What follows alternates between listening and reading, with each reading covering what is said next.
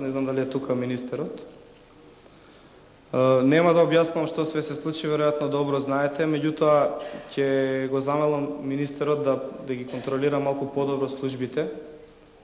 Некои служби кои што се надвор веќе од Министерството за внатрешни работи, кои што вршат психичка тортура врз сите нас.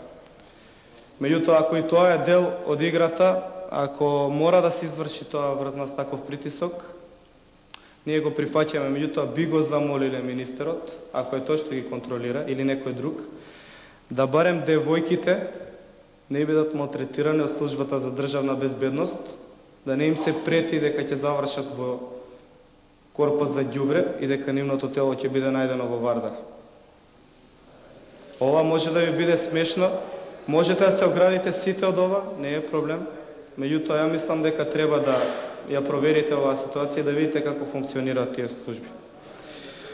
И за крај,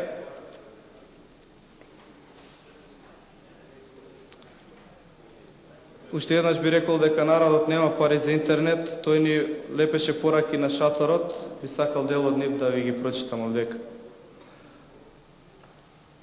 Без разлика што ќе се насмеете. Ви благодарам што го откривте страмот, што ние возрастните го носиме.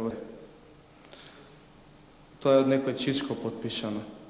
Ни дадовте сонце од Душанка. Вие држите најголемата лекција за нас. Нека исчезне за секојаш стравот од клетото едноумие и ја разбудивте Македонија.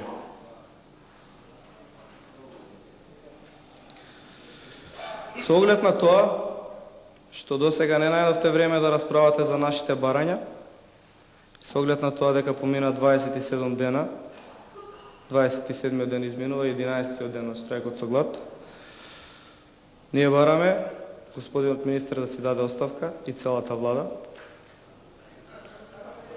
а сите што не поддржуваат, повторно да ги продолжиме протестите. Уште еднаш нагласувам дека ние местото си огледаме кај нашите колеги кои што се надвор и да знаете дека и тоа е институција на системот.